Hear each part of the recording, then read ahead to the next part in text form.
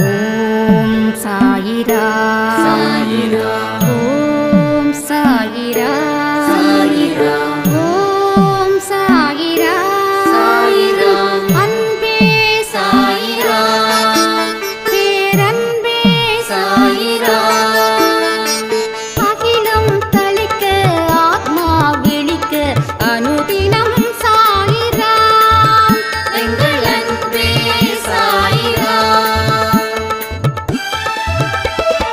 ஒன்றே இறைவன் ஒன்றே பூமிக்கென்றும் சாயிரா சரணம் சாயிரா நன்றே செய்து வாழ்வோம் நாம் ஒன்றே செய்து வாழ்வோம் அன்பே சாயிரா.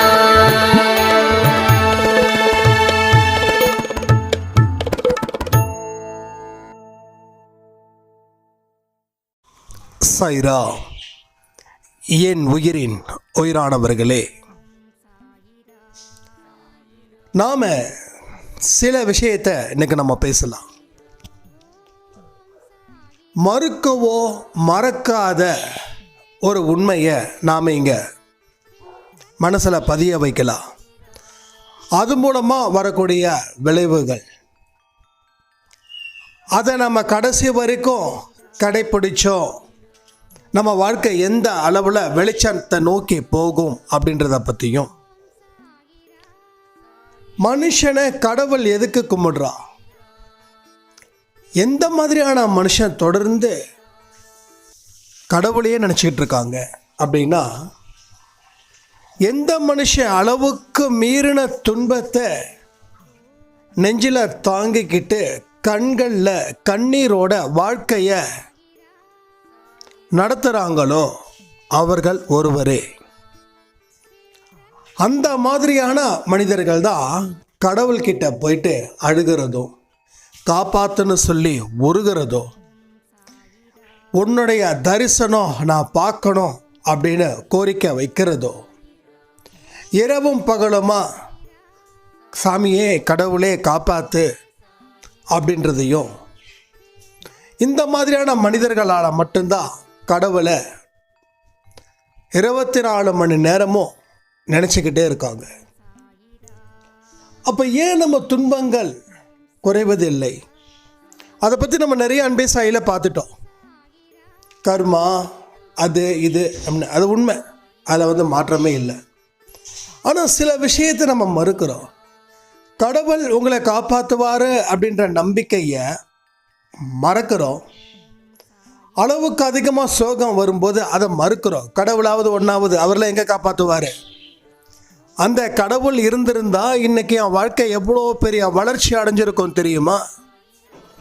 அதெல்லாம் சும்மா.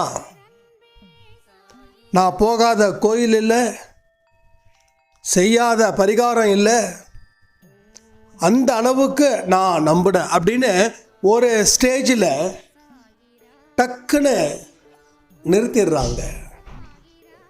அங்கே தான் ஒரு மனுஷனுக்கு பிரச்சனைகள் அதிகமாகுது. நம்ம எந்த ஒரு விஷயத்தையும் முழு முயற்சியாக பண்ணுறதில்ல. நல்லா யோசிச்சு பாருங்க. நல்ல விஷயத்தை எதுவாக இருந்தாலும் அதை முழுக்க முழுக்க நம்ம பயன்படுத்தவே மாட்டோம். இதை நானும் மனுஷன்தான். அப்போ உங்களுடைய அத்தனை விஷயத்தையும் நீங்கள் சொல்கிறீங்க இல்லையா, அதிலிருந்தும் நான் சில விஷயத்தை தெரிஞ்சுக்கிட்டேன், என்கிட்ட இருந்தும் நான் சில விஷயத்தை தெரிஞ்சுக்கிட்டேன். அது என்னென்னா, எந்த ஒரு விஷயத்தையும் முழு முயற்சியாக கடைசி வரைக்கும் நாம் செய்வதே இல்லை. ஃபார் எக்ஸாம்பிள், எனக்குன்னு 1-2 விஷயங்கள்லாம் இருக்குது. ஏன்னா ஏர்லி மார்னிங் வாக்கிங் போகணும். அது இப்போ 3-4 டேஸாக பண்ண முடியல. ஏன்னா ரொம்ப பிஸி ஷெட்யூல், இந்த மாதிரியான விஷயங்கள் இருக்கிறதால. அப்போது அது ஒரு பிஸின்னு சொன்னால் உடம்பு வீணாகும். அப்போ அதுக்கு தகுந்த மாதிரியான ஒரு நேரத்தை நம்ம ஒதுக்கணும். ஓகே, நம்ம இந்த ஊருக்கு போகிறோம், அந்த ஊருக்கு போகிறோம், சரி இதுக்கு என்ன ஆல்டர்னேட் பண்ணலாம்? ஓகே, அப்போ வீட்டில் இருந்த மாதிரியே ஏதாவது ஒரு 40 நிமிஷம் பண்ணலாமா? ஒர்க் அவுட்டுக்கு ஆப்போசிட்டாக. சரி, கடுமையான மழை வருது, மழை வருது இன்றைக்கி நான் போகலை அப்படின்னு நம்ம நிறுத்திட முடியுமா? அது அறிவாளித்தனமாக இருக்கலாம். ஆனால் எதெல்லாம் அறிவாளித்தனமாக நினைக்கிறோமோ அது நமக்கு முட்டாள்தனமாக வந்து நிற்குது. 40 நிமிஷம் உடம்புக்கு இந்த வேலை கொடுக்கணும். வாக்கிங் போகலைன்னா எக்ஸசைஸ் பண்ணணும். இது வந்து ஒரு உதாரணத்துக்கு. அதே மாதிரி உங்களுக்கு ஏதாவது சில விஷயங்கள் இருக்கும். ஆரத்தி சச்சரித மெடிடேஷன், ஓகே, இதை வந்து நம்ம ரெகுலராக பண்ண சொல்கிறோம். இதை வந்து நம்ம டெய்லியும் நம்ம அன்பே சாய் ஆடியோவில் கொடுக்கறதால அது ஓரளவுக்கு எல்லாருமே பண்ணிக்கிட்டு இருக்கோம். சரி, இதை பண்ணால் மட்டும் போதுமா? எந்த நல்ல நல்ல விஷயத்தை நாம் நிறுத்தியிருக்கோம் அப்படின்றத யோசித்து பாருங்கள். நீங்கள் நிறுத்தினதால தான் உங்களுக்கு வாழ்க்கையில் இன்னமும் துன்பங்கள் அதிகரிச்சுது. நமக்கு நோயின்னு ஒன்று வந்திருக்குன்னு வச்சுக்கோங்க. இந்த படாப்போன நோய், சுகர், பிபி இதெல்லாம் வந்திருக்குல்ல, இதை வந்து கடைசி வரைக்கும் இந்த மாத்திரையை போட்டு தானே ஆகணும். இந்த மாத்திரையை போடலைன்னா சுகர் அளவு கூடும், பிபி அளவும் கூடும். அப்போ இந்த மாத்திரையை நிறுத்தணும்னா ரொம்ப யோசித்து அதுக்கு தகுந்த மாதிரியான வேற ஒரு சோர்ஸ் உள்ளே போனால் தான் இந்த மாத்திரையை நிறுத்த முடியும். இப்படி தான் ஒரு சாய்ராம் வந்து சுகருக்கு மாத்திரையே தேவையில்லை, நாங்கள் சொல்கிற ட்ரீட்மெண்ட், அந்த ட்ரீட்மெண்ட்டில் வந்து எல்லாம் சரியாக இருக்கு, நீங்கள் மாத்திரை போடாதீங்க அப்படின்னு சொல்லியிருக்காங்க. சொல்லிவிட்டு என்கிட்டையும் சொன்னாங்க, இது மாதிரி யாராவது இருந்தால் ரெக்கமெண்ட் பண்ணுப்பா, இந்த மாதிரி ஒரு ட்ரீட்மெண்ட் இங்கே இருக்குது, சுகருக்கு மாத்திரை ஸ்டாப் பண்ண சொல்லிட்டாங்க, பிபிக்கும் மாத்திரை ஸ்டாப் பண்ண சொல்லிட்டாங்க, அவங்க ஒரு ட்ரீட்மெண்ட் வந்து இருக்குதா, அந்த ட்ரீட்மெண்ட்டில் டெய்லியும் வாங்கன்னு சொல்கிறாங்க, 20 நாளில் சரியாயிடும், அதுக்கப்புறம் நீங்கள் வீட்டில் அதே மாதிரி செய்யுங்க அப்படின்னு. ஆனால் அவர் அந்த ட்ரீட்மெண்ட் எடுக்கிற போதே சுகர் அதிகமாகிடுச்சு. சுகரை டெஸ்ட் பண்ண வேண்டான்னு அங்கே இருக்கக்கூடிய அறிவு சார்ந்த பெருமக்கள் சொல்லிட்டாங்களா, சுகரில் டெஸ்ட் பண்ணக்கூடாது, எங்கள் ட்ரீட்மெண்ட் மேலே நம்பிக்கை வச்சு நீங்கள் செக் பண்ணக்கூடாதுன்னு. அடுத்த 2 நாளில் கடவுள் திருவடியில் சேர்ந்துட்டாங்க. நம்மளுடைய ஆல்டர்னேட்டிவ் ரொம்ப ஃபாஸ்ட்டாக இருக்கணும். அப்படி இருந்தால் தான் ஈக்குவல் பேலன்ஸ் பண்ண முடியும். 1/4 கிலோ வெண்டைக்காய் வாங்குறீங்க, அந்த கரெக்டாக 250 கிராம் இருந்தால் தான் நம்ம காசை கொடுக்குறோம்.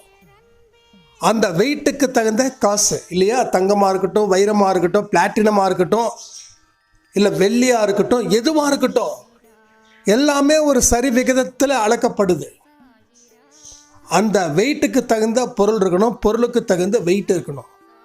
அதுக்கு உண்டான ஒரு மதிப்பு என்னவோ அந்த மதிப்புக்கு உண்டான துட்டை கொடுத்துட்டு நீங்கள் அதை எடுத்துகிட்டு வரணும். அப்போ பேலன்ஸ்டு இன்பேலன்ஸ்டாக போயிடுச்சுன்னா 250 ரூபா, 250 கிராம் 10 ரூபான்னு வச்சுக்கோங்க, 1/4 கிலோ.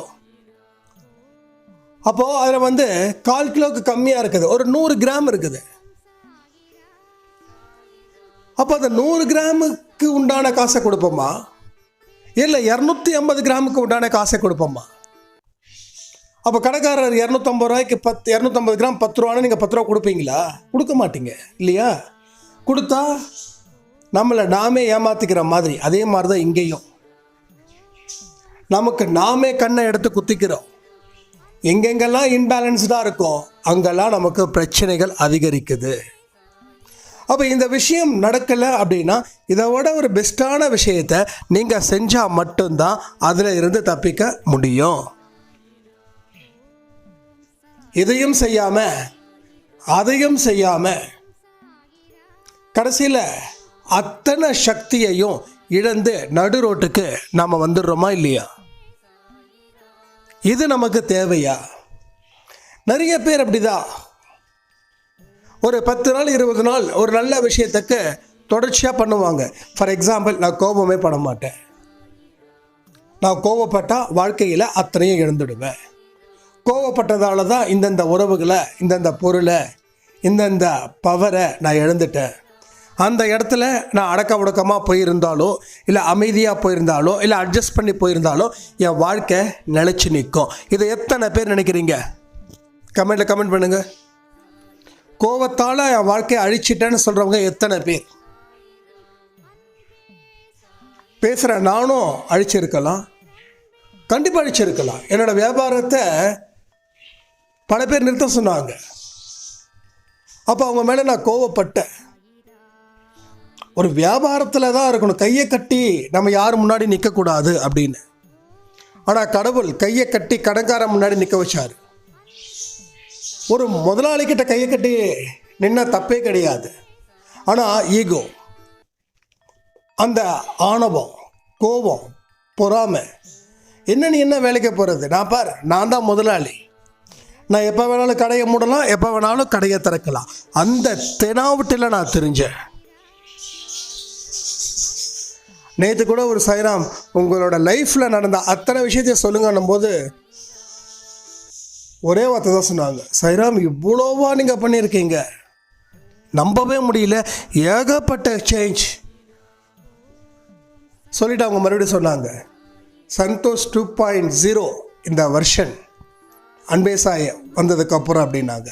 ஸோ உண்மை அதுதான். நாம் ஒரு இடத்துல தப்பு பண்ணுறோன்றதை ஒத்துக்கிட்டு வெளியில் வந்தால் தான் மறுபடியும் அந்த தப்பை நம்ம செய்ய மாட்டோம். ஒத்துக்கவே மாட்டேன், நான் புனிதமான மனுஷனாக காட்டிக்கிட்டே இருக்கணும் அப்படின்னா உங்களை நீங்கள் ஏமாத்துறீங்கன்னு அர்த்தம். நீங்கள் மற்றவனை ஏமாத்துறதை விட உங்களை நீங்கள் ஏமாற்றிக்கிற விஷயம் இருக்கு, அது மோசமான அழிவை தரும். மற்றவங்க ஏமாத்தினா பிரச்சனையே கிடையாது. இல்லை மற்றவங்க ஏமாற்றுவாங்க, இல்லை மற்றவங்க ஏமாற்றாமல் இருப்பாங்க, அது விஷயமே இல்லை. இன்னைக்கு எந்த மனுஷனும் மற்றவங்க ஏமாத்தினதால நடுத்தெருவுக்கு வரல. அப்படி வந்திருக்கன்னு நீங்கள் நினச்சிங்கன்னா நீங்கள் உங்களை நீங்கள் ஏமாற்றிக்கிட்டதால தான். மற்றவங்க ஏமாத்தினதால நிச்சயமாக இல்லவே இல்லை. இந்த உண்மையை தயவு செய்து உள்வாங்குங்க. இதை நான் ஃபோர்ஸ் பண்ணணும்னு நினைக்க வேண்டாம். ஏன்னா காலம் கடந்து உங்களுக்கு இந்த விஷயங்கள் புரியும். எனக்கும் காலம் கடந்து தானே புரிஞ்சுது. இவனை ஏமாத்திட்டா அதனால் நான் நடுத்தரு, சத்தியமான வார்த்தை இல்லை. நம்ம அடிக்கடி ஒரு விஷயத்த சொல்லியிருக்கோம், அது லிங்க் ஆகுதுன்னு நினைக்கிறேன். எந்த விஷயம் ஞாபகம் இருக்கா உங்களுக்கு? அவன் ஏமாத்தினதால நீங்கள் ஏமாறல, நடுத்தரவுக்கு வரலை, உங்கள் குடும்பம் அழியல. என்ன வார்த்தை? நான் சொன்னேன் மொத்தமாக 3 வார்த்தை என் வாழ்க்கையில் மாற்றுச்சு அப்படின்னு. அது என்னன்றதை கமெண்ட்டில் கமெண்ட் பண்ணுங்களேன் பார்க்கலாம். பழமொழி, தத்துவம் எல்லாமே சொல்லலாம். ஒரு விஷயத்தை நல்லா ஞாபகம் வச்சுக்கோங்க. உங்களோட மொபைலில் வால்பேப்பராக கூட இதை எழுதிக்கோங்க. நிறைய பேரோட மொபைலில் அன்பே சாய் வால்பேப்பர் இருக்குது, எல்லாம் ஸ்க்ரீன்ஷாட் பண்ணி அனுப்புகிறீங்க, ரொம்ப சந்தோஷம். அந்த 1:10 போட்டுக்கோங்க. ஏன்னா நம்பர்ஸ் இஸ் வெரி இம்பார்ட்டன்ட். அந்த 1-10ன்னா நமக்கு தோணும், எனக்கு 10 தான் வேணும் அப்படின்னா அது 1 என்ன செய்யணுமோ அது சரி பண்ணணும், நல்லதோ கெட்டதோ. அதே மாதிரி மொத்தம் 3 வார்த்தை இருக்குது. அந்த 3 வார்த்தையில் எந்த ஒரு வார்த்தையோ அதை நீங்கள் எழுதிக்கோங்க. அடிக்கடி பாருங்கள், அதுதான் உங்கள் வேதம், அதுதான் உங்கள் வாழ்க்கை, அதுதான் உங்கள் லட்சியம். அப்படிப்பட்ட எண்ணம் மனசில் இருந்தால் நம்ம ஜெயிச்சிடுவோம் அப்படின்ற நம்பிக்கையோடு அதில் நீங்கள் பயணம் செய்யுங்கள். பயணம் ரொம்ப சூப்பராக இருக்கும். மேடு பள்ளம்தான், உடம்பு வலிக்கும் தான். ஆனால் போய் சேரக்கூடிய இடமோ ஒரு சுகமான இடம், ஆனந்தமான இடம், நிம்மதியான இடம், யாரும் அதிகமாக சேராத இடம், கசகசன்னு கூட்டம் இல்லாத ஒரு இடம். ஒரு மீன்கடை சந்தைக்கு போக அந்த மாதிரியான இடம் இல்லை. அந்த இடத்துல நல்ல மனுஷங்க இருப்பாங்க, சிரிச்ச முகத்தோடு வரவேற்பாங்க. அந்த மனுஷனுக்கு எந்த பொறாமைத்தனமும் இருக்காது அங்கே இருக்கிற மனுஷனுக்கு. அப்படிப்பட்ட ஒரு இடத்துக்கு நீங்கள் போவீங்க. அப்போது அந்த பயணங்கள் சிறப்பாக இல்லைனாலும் போய் சேரக்கூடிய இடம் அமிர்தமாக இருக்கும். நம்ம சிறப்பான பயணங்கள் மேற்கொள்ளணும் அப்படின்னா, ஃபார் எக்ஸாம்பிள் ஒன்றும் இல்லை, ஒரு திருச்சி டு சென்னை மேடு பள்ளமாக இருக்கிற ரூட்டில் 2 மணி நேரத்தில் போயிடலான்னு ஒரு கணக்குன்னு வச்சுக்கோங்க சும்மா. ஆனால் அதே நல்ல ரோட்டில் தான் நான் போவேன் அப்படின்னா 10 மணி நேரம் நீங்கள் போகணும் அப்படின்னா நீங்கள் எதை சூஸ் பண்ணுவீங்க? இப்போ காலையில் 10 மணிக்கு நீங்கள் ட்ராவல் பண்ண தயாராகிறீங்க, காரோ பைக்கோ. சொல்கிறாங்க, தம்பி இந்த ரோட்டில் போனால் ஒரு 2 ஹவர்ஸில் நீங்கள் போயிடலாம், ஆனால் கொஞ்சம் மேடு பள்ளம் இருக்கும், பார்த்து பொறுமையாக போயிடலாம். உங்களுக்கு அந்த அளவுக்கு பொறுமை இல்லை, என்னோடய பயணம் சுகமாக இருக்கணும், சிறப்பாக இருக்கணும் அப்படின்னா நான் சொல்கிற ரூட்டில் போங்க. அது குறைஞ்சது 10 மணி நேரம் 12 மணி நேரம் ஆகும். நல்லா புரிஞ்சுக்கோங்க, நான் சொல்லக்கூடிய அத்தனை விஷயத்தை புரிஞ்சுக்கோங்க. கண்டிப்பாக உங்களுக்கு எந்த இடத்துல ஸ்ட்ரைக் ஆகுதோ அதுதான். டாக்டர் வந்து எக்ஸாம் பண்ணும்போது கால் வலின்னு சொல்லி போகிறீங்க, என்ன பண்ணுறாரு? ஏதோ ஒரு இடத்துக்கு ஓகே இங்கே தான் இருக்குமா அப்படின்னு சொல்லி ட்ரீட்மெண்ட் கொடுப்பாரா, இல்லை அந்தந்த இடத்துல காலை வந்து டச் பண்ணி இங்கே வலிக்குதாமா அங்கே வலிக்குதாமான்னு கேட்பாரா? ஓகே, இப்போ நீங்கள் காலை வந்து முட்டியில் இருந்து பாதை வரைக்கும் உங்களுக்கு ஏதோ ஒரு இடத்துல வலி, உடனே டக்குன்னு ப்ரிஸ்கிரிப்ஷன் எழுதி கொடுக்குறவர் டாக்டரே இல்லை. அப்போ என்ன பண்ணுவாங்க, ஒவ்வொரு இடத்துல அழுத்தி பார்ப்பாங்க. எங்கம்மா இங்கே வலிக்குதா, இங்கேயா இங்கேயா இங்கேயா, ஆமாங்க இங்கே வலிக்குதா, ஓகே அங்கே தான் வலிக்குதா, சரி ஓகேம்மா அப்படின்னு. அதுதான் கரெக்டான இன்வெஸ்டிகேஷன். மோஸ்ட்லி எல்லா டாக்டர்ஸ் அப்படி தான் பண்ணுறாங்க. போலி டாக்டர் வேணால் ஒரு மருந்து எழுதி கொடுத்துருவார் ப்ரிஸ்கிரிப்ஷனில், அது இதுன்னு சொல்லி. எல்லா படித்த டாக்டர், அனுபவம் வாய்ந்த டாக்டர்ஸ் அத்தனை பேரும் அந்த அனுபவத்தோட வெளிப்பாடு தான். அப்படிப்பட்ட விஷயங்கள் எல்லாமே நடக்கும். அப்போ உங்களுக்கு எந்த இடத்துல ஸ்ட்ரைக் ஆகுதோ அந்த இடம் தான் நீங்கள் வந்து ஸ்ட்ரக்கான இடம். இந்த இடம் சரி பண்ணியிருந்தால் உங்களுக்கு கரெக்டாக இருக்குமேனு ஒரு தாட்டு சாய்ப்பாக கொடுக்குறாங்க ஒவ்வொரு ஆடியோஸ்லேயும். அதுக்கு தான் பல உதாரணம் 5 நிமிஷத்துலையா 8 நிமிஷத்தில் சொல்லிட்டு போயிட முடியும். எதுக்கு சொல்கிறோன்னா, இது முடிஞ்ச அளவுக்கு உங்கள் மைண்டுக்குள்ளே கொண்டு வந்து உங்களை யோசிக்க வச்சு நீங்கள் அதுக்கப்புறம் சில முடிவுகளை எடுத்து அந்த முடிவுகள் மூலமாக வாழ்க்கை அமிர்தமாக இருக்கணும் அப்படின்ற ஒரே நோக்கத்துக்காக தான் இவ்வளோ நேரம் பேசுகிறோம். எனக்கு தொண்டை வலிச்சாலும் பரவாயில்ல, வாயில் சின்ன சின்ன சூட்டு கொப்பளம் வரும், ட்ராவல் பண்ணால் அதிகமாக வரும், அப்படி வந்தாலும் பரவாயில்ல, சேர வேண்டியதை மனசுக்குள்ளே ஆழமாக கொண்டு போய் சேர்க்கணுன்றது தாட்டை தாண்டி வேறு எதுவுமே இல்லை. அப்போ வந்து நல்லா புரிஞ்சுக்கோங்க, இந்த வழியில் போனால் 2 ஹவர்ஸ், அந்த வழியில் போனால் 10 மணி நேரம், நீ சொகவாசியாக இருக்கிற அப்படின்னா இதில் போ. இல்லை நான் வந்து மேடு பள்ளமாக இருந்தாலும் பரவாயில்ல, நான் போயிடுறேன், எனக்கு லட்சியம் முக்கியம், சீக்கிரம் அந்த இடத்துல போய் அடைஞ்சாதான் எனக்கு அடுத்த வேலையை பார்க்க முடியும் அப்படின்னா நீ இந்த வழியில் போ அப்படின்றாங்க. நாம் எந்த வழியில் போகிறது புத்திசாலித்தனம் அப்படின்னா, என்ன பெரிய வழி நான் பார்க்காத வழி அப்படின்னு யோசிச்சு இந்த 2 மணி நேரத்தில் இது ஷார்ட்கட் கிடையாது. நல்லா புரிஞ்சுக்கோங்க, இது ஷார்ட்கட்டுன்ற ஒரு விஷயத்துக்கு வர வேண்டாம். இந்த இடத்துலையும் சிலர் போகிறாங்க, ஆனால் பலரோ அந்த சுகத்தை நோக்கி போகிறாங்க. சிலர் கடவுள்கிட்ட வந்ததுக்கப்புறம் கஷ்டப்பட ரெடின்னு சொல்லிங்க நிற்கிறாங்க. இவர்களுக்கும் ஞானம் சீக்கிரமாக கிடைச்சிடுது. அவர்களும் இல்லை இல்லை நான் வந்து சுகமாக இருக்கணும்னு நினைக்கிறேன், ஒரு சின்ன ஒரு ஊசி குத்துனா கூட என் உடம்பு தாங்காது அப்படின்னு. அப்போ அந்த 2 மணி நேரத்தில் போனால் வலிக்கும், ஆனால் ரீச் ஆகிடலாம். ஆனால் அந்த 10 மணி நேரத்தில் போனாலும் நீங்கள் ரீச் ஆகலாம். ஆனால் நேரம், நிறைய மனுஷங்க காலத்தை வீணாக்குவதற்கு காரணம் என்ன தெரியுமா? அந்த சுகத்தை அனுபவிக்கணுன்றதுக்காக மட்டுமே. இன்னைக்கு இருக்கக்கூடிய சுகங்கள் அத்தனையும் நாளைக்கு விஷமாக மாறப்போகுது. இது உண்மை. எந்தெந்த விஷயங்கள் தர்மத்துக்கு எதிராக நீங்கள் செய்கிறீங்களோ அது மூலமாக கிடைக்கக்கூடிய சந்தோஷம் உங்கள் வாழ்க்கையில் ஒரு குழியை தோண்டிக்கிட்டே இருக்குது. அந்த குழியில் உங்களை வச்சு மூடுறதுக்கு அதுக்கு ஒரு வாய்ப்பை நம்ம தரலாமா? இப்படி தான் சின்ன சின்ன குழியில் போய் விழுந்துடுறோம், எந்திரிச்சிடுறோம். அப்போ கூட நமக்கு அந்த அறிவு வரல.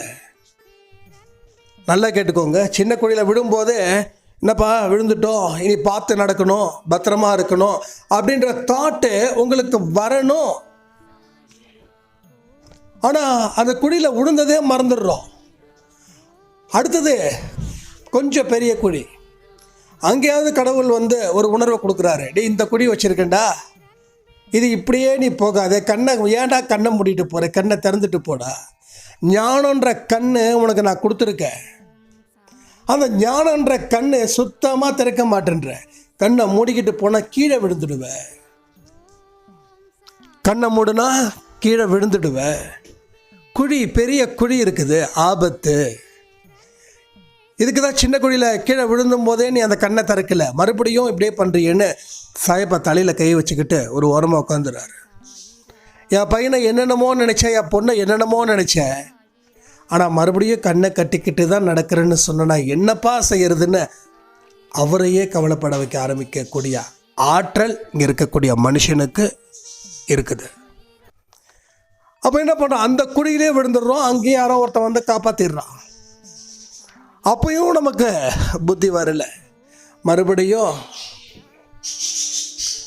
சில ஆசைக்காக, பேராசைக்காக மறுபடியும் கண்ணை மூடி இனிமே நமக்கு நல்ல ஒரு வாழ்க்கை கிடைக்கும்னு எகைன் கண்ணை மூடுறோம். இப்போ பெரிய குழி, இந்த குழியில் காப்பாற்றுவதற்கு யாரும் முன் வரவில்லை. ஏன்னா நீங்கள் கத்துற கத்து யாருக்கும் கேட்கல, அந்த அளவுக்கு 6 அடி 7 அடி குழியில் விழுந்துட்டீங்க, யாரும் இல்லாத குழியில் விழுந்துட்டீங்க. இன்னும் கொஞ்ச நேரத்தில் என்ன வரும் நைட்டு, காட்டு விலங்குகள் வேட்டையாட வரும். இதுதாங்க வாழ்க்கை. நாம் கண்ணை திறந்து நடந்திருந்தா, அதனால் கஷ்டங்கள் புரிஞ்சிருந்தா இந்த அளவுக்கு துன்பங்கள் நமக்கு வந்திருக்காது.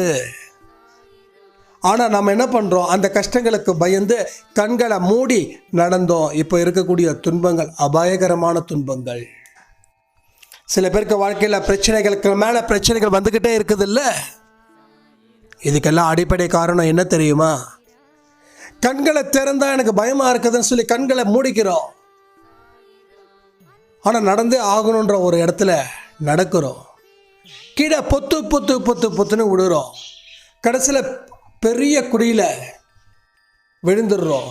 நீங்கள் கூப்பிட்ற குரலுக்கு எந்த மனுஷனுக்கும் காது கேட்கல. ஏன்னா மனிதர்கள் கடவுள் ரூபத்தில் வரக்கூடிய மனிதர்கள், யாருக்கும் காது கேட்கல. உங்கள் வாழ்க்கையில் நீங்கள் அநியாயத்தை செஞ்சீங்க, கடைப்பிடிச்சிங்க, அது உங்களுக்கு லட்சியமாக நினச்சிங்க, அதில் இருக்கக்கூடிய சந்தோஷத்துக்கு ஆசைப்பட்டீங்க, அத்தனையும் இழந்து நிற்கிறீர்கள்.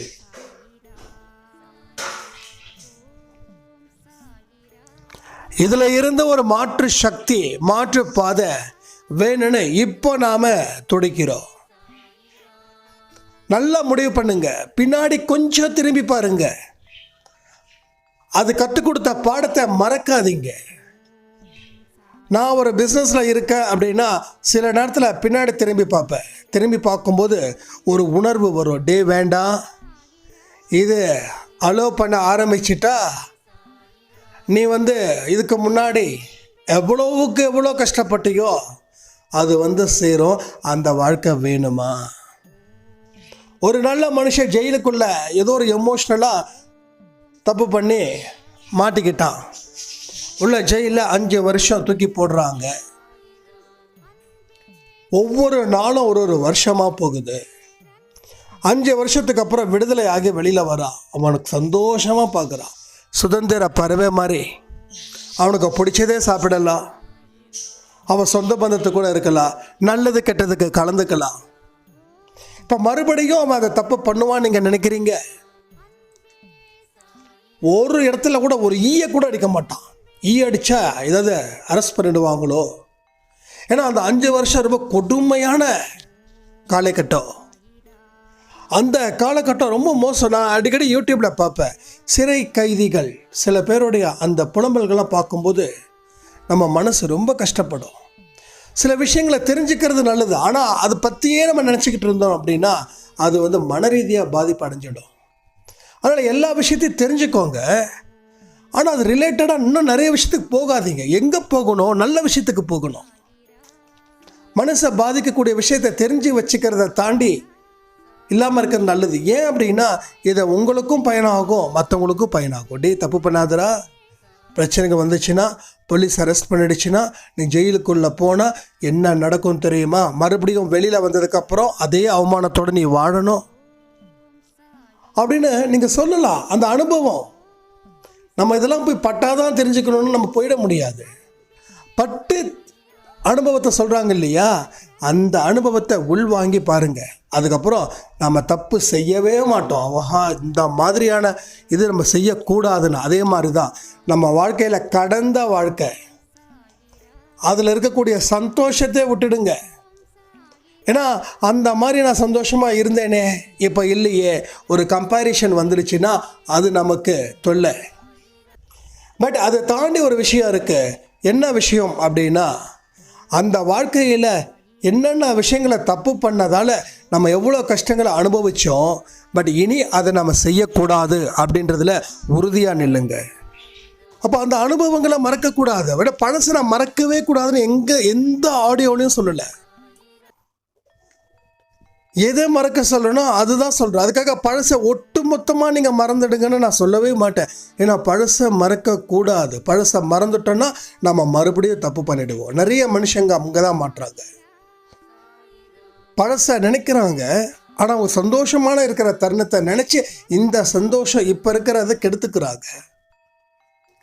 ஆனால் நாம் சில தவறுகள், சில தப்புகள், சில தவறான முடிவுகள், சில தவறான பர்சன்ஸை தேர்ந்தெடுத்ததால தான் நம்ம இந்த கதிக்கு நிற்கிறோம் அப்படின்ற ஒரு அனுபவம் அவனுக்கு வந்துடுச்சுன்னா மறுபடியும் புதிய விஷயத்துக்கு அவன் பார்த்து ஹேண்டில் பண்ணுவான்.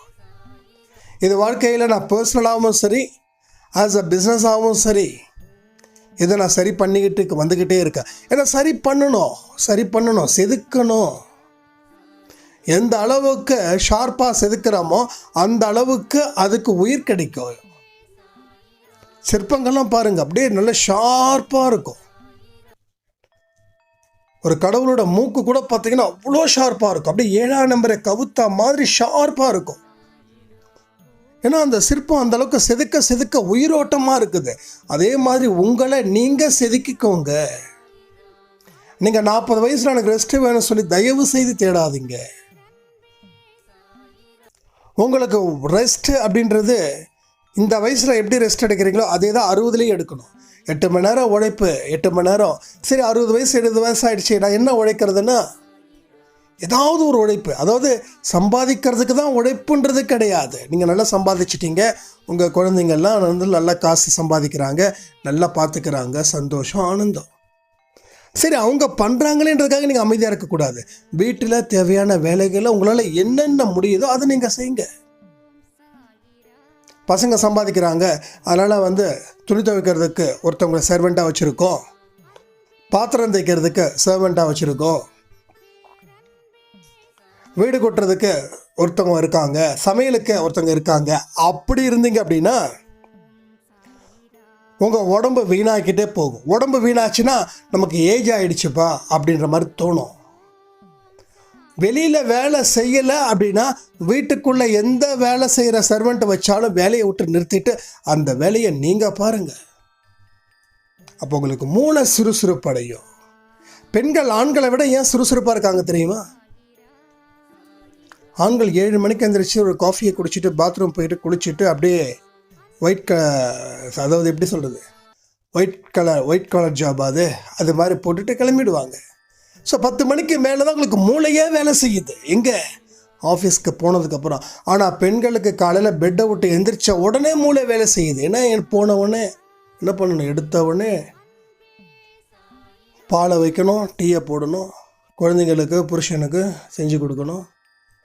அடுத்தது மார்னிங் டீ முடிஞ்சது, அடுத்தது பிரேக்ஃபாஸ்ட் ரெடி பண்ணணும், அதுக்கு தேவையான பாத்திரத்தை கழுவணும். இல்லை, நானும் குடும்ப வாழ்க்கையில் இருந்திருக்கேன், அதை வச்சு தான் சொல்கிறேன். அப்போ வந்து அந்த அடுத்தது காலையில் ஓகே பிரேக்ஃபாஸ்ட் எல்லாமே முடிஞ்சிடுச்சு. அடுத்தது 1 hour ரெஸ்ட்டு, எல்லாம் வீட்டுக்கு இப்போ எல்லாம் புருஷன்லாம் குழந்தைங்களாம் போனதுக்கப்புறம் வீட்டை ஒரு அரை மணி நேரம் சுற்றணும். யார் எங்கெங்கே போட்டு வச்சுருக்காங்களோ அத்தனையும் சரி பண்ணணும். அடுத்தது ஒரு 1/4 மணி நேரம் ரெஸ்ட்டு. அதுக்கப்புறம் வந்து அப்பாடா அப்படின்னு சொல்லி தண்ணியை குடிச்சிட்டு அதுக்கப்புறம் தண்ணியாக சாப்பிடுவாங்கல்ல, ரொம்ப கஷ்டமாக இருக்கும். நான்லாம் அம்மா கிட்ட அடிக்கடி சொல்லுவேம்மா, ஏம்மா ஒன்றா உட்காந்து சாப்பிட்லாமம்மா, எங்கடா நேரமே இருக்கிறதுலடா அப்படின்னு ரொம்ப கஷ்டமாக இருக்கும். தனியாக உட்காந்து சாப்பிடுவாங்க. அந்த வீட்டுக்கு சந்தோஷத்தை கொடுக்கறதே அந்த பெண் தான். எல்லாரும் வயிறார சாப்பாடு போடுறதே அந்த பெண் அப்படின்ற கடவுள் தானே.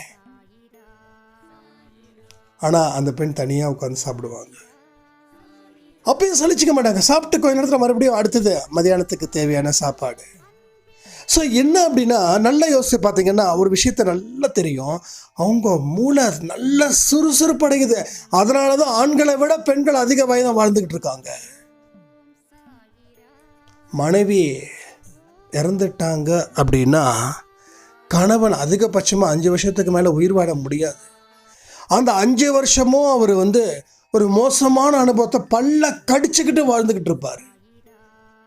ஆனால் கணவன் இருந்தாலும் மனைவி 90-95 வயசு வரைக்கும் எத்தனை பாட்டிங்க இன்னைக்கு ரொம்ப தைரியமாக வாழ்ந்துட்டு இருக்காங்கன்னா அவங்களுக்கு அவங்க செஞ்ச வேலை அது மாதிரி, அவங்க செஞ்ச வேலையோட பலம் அது மாதிரி. ஆனால் இன்னைக்கு இருக்கக்கூடிய பெண்களுக்கு டிப்ரெஷன் ஜாஸ்தி. நான் சொல்கிறது நம்ம பாட்டி காலத்தில். ஆனால் இன்னைக்கு இருக்கக்கூடிய பெண்களுக்கு எல்லாத்துக்கும் ஒரு சர்வெண்ட். அவங்களும் சர்வெண்ட்டு தானே. நான் அதுக்காக அவங்க வேலையை கெடுக்க வேண்டாம்னு சொல்லலை. உங்களால் முடியல, கையை அசைக்க முடியல, காலை அசைக்க முடியலன்னா வைங்க. ஆனால் கை அசைக்க முடியாமல் காலை அசைக்க முடியாமல் இதுக்கு காரணம் அந்த கை எந்த இடத்துல அசைவே கொடுக்காம இருந்ததால தான் உங்களுக்கு அந்த நோய் வந்திருக்கு. ஒரு தாப்பா இருக்குதுன்னா அது 2 வருஷம் 3 வருஷம் அந்த தாப்பா போடாமல் அப்படியே இருந்தால் என்ன பண்ணும்? துரு பிடிக்கும். சில இடத்துல அந்த தாப்பாலே மாற்றிடுவாங்க. வீட்டு தாப்பா லாக் பண்ணுறது, இல்லைன்னா தேங்காய் எண்ணெய் போட்டு நல்லா வெளியே அந்த துருவை எடுத்து விட்டுட்டு போடலாம். இதுதான் நடக்குது. வெளியில் பொருளுக்கு ஒன்று, மனுஷனுக்கு ஒன்று இல்லை. பொருளுக்கு என்னென்னலாம் தீங்கு இருக்குதோ அது அத்தனையும் மனுஷனுக்கு இருக்குது. உங்கள் வீட்டில் ஏதாவது ஒரு ரூம் இருக்கும். அந்த ரூமில் போய் பாருங்கள். யூஸ் பண்ணுறதுக்கும் யூஸ் பண்ணாமல் இருக்கிறதுக்கும் இருக்கக்கூடிய பிரச்சனைகளை நீங்கள் அதில் பார்த்து தெரிஞ்சுக்கலாம் இல்லையா? நீங்கள் என்னென்னலாம் யூஸ் பண்ணுறீங்க, என்னென்னலாம் யூஸ் பண்ணல. யூஸ் பண்ணது எப்பயுமே பலபலன் இருக்கும். யூஸ் பண்ணாது என்னைக்கும்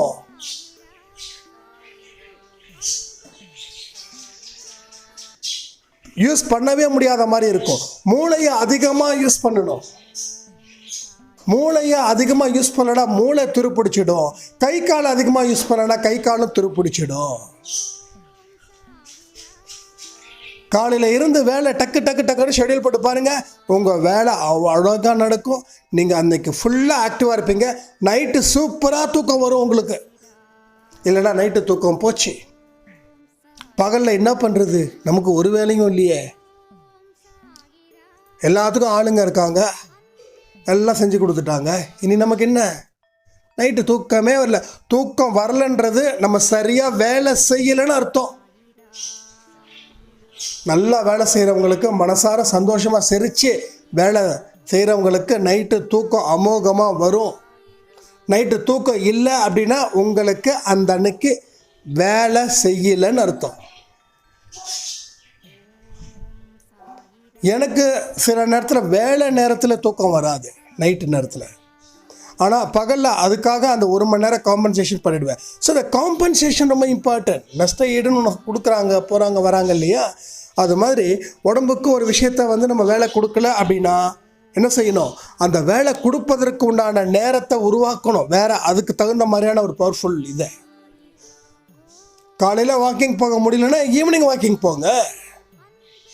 அப்போ என்ன ஆகுதுன்னா புத்திக்கு சொல்லுவோம், டே காலைல போனால் ஈவினிங் நீ போய் தாண்டா ஆகணும், போயிடுறா அப்படின்னு துரத்தும். இன்னைக்கு ஒரு நாள் தானே பாஸ், விட்டுருங்க பாஸ் அப்படின்னா. வாக்கிங் மட்டும் நான் சொல்ல வரல, எல்லா விஷயத்துக்கும் இது ஒரு பிரச்சனையாக நிற்கும். தள்ளி வைக்கிறது, ஒத்தி வைக்கிறது, சோம்பேறித்தனத்தால் அதை பற்றி எடுக்காமல் இருக்கிறது, பயப்படுறது, நடுக்கம் கொள்வது, இதெல்லாம் தான் வாழ்க்கையோட வீழ்ச்சிக்கு உண்டான காரணமாக இருக்கே தவிர வேறு எதுவுமே இல்லை.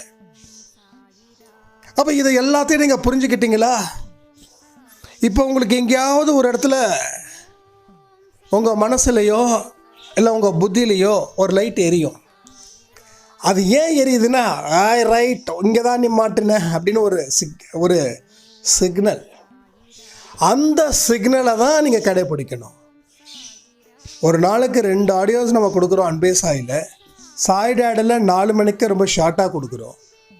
ஒரு நாளைக்கு அப்போ 3 ஆடியோ. அந்த 3 ஆடியோவில் ஏதாவது ஒரு மெசேஜ் இல்லாமல் இருக்க வாய்ப்பே கிடையாதுங்க. அதுக்காக நான் என்னோடய வீடியோவை நீங்கள் ஃபுல்லாக பாருங்கள், ஷேர் பண்ணுங்கன்னு சொல்கிறதுக்காக சொல்லலை. உங்களுக்கு மெசேஜ் கிடைக்கும். நமக்கு மெசேஜ் இன்றைக்கி கிடைக்க போகுதுன்னு நம்பிக்கையோடு உக்காந்தாதான் கிடைக்கும்.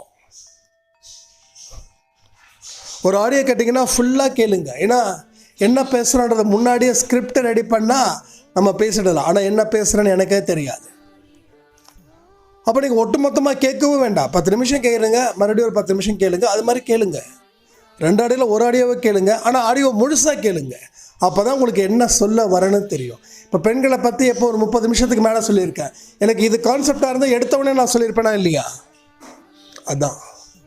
அப்போ ஆடியோ முழுசாக கேட்குறவங்க தான், எனக்கு தெரிஞ்ச வரைக்கும் நான் ஒரு விஷயத்த சொல்கிறேன், நம்ம அன்பே சாய் ஆடியோவை முழுசாக கேட்குறவங்க தான் அவங்க கமெண்ட் பண்ணக்கூடிய விதம், அவங்க வாழ்க்கையில் மாற்றத்தை கொடுத்த விதம் ஒரு ரொம்ப தெளிவாக இருக்கும். நான் சில பேரோட கமெண்ட், நான் நேம் சொன்னால் என் நேம் சொல்லலை, அப்போ நாங்கள் பார்க்கலன்னு கேட்கக்கூடாது. நீங்கள் சில ஒரு 40லேருந்து 50 பேர் இவங்களுடைய கமெண்ட்டை எப்படியும் 3 வீடியோ பார்த்துடுறாங்க.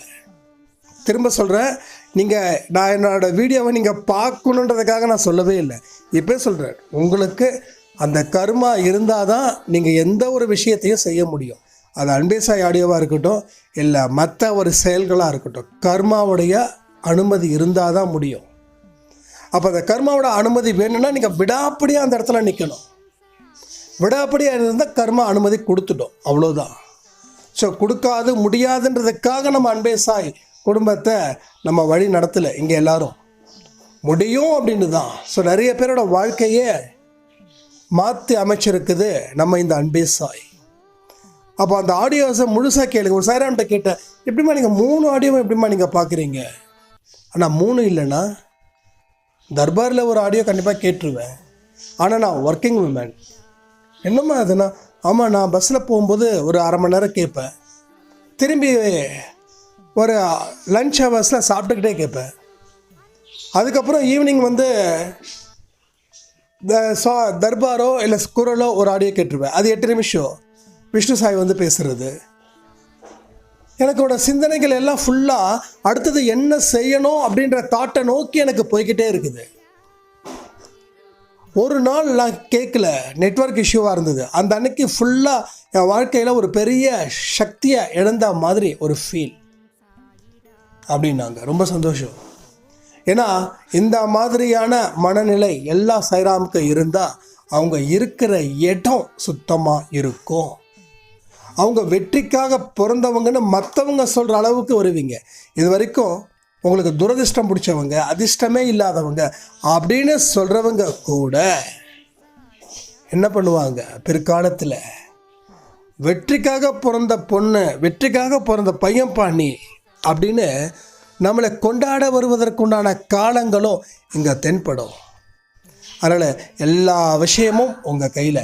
எதை நீங்கள் முழுசாக கடைசி வரைக்கும் ஃபாலோ பண்ணுறீங்களோ நீங்கள் வெற்றி பெறக்கூடிய மனுஷன் சொல்லி இந்த ஆடியோவை முடிக்கிற. ஜெய் சாய்ராம்.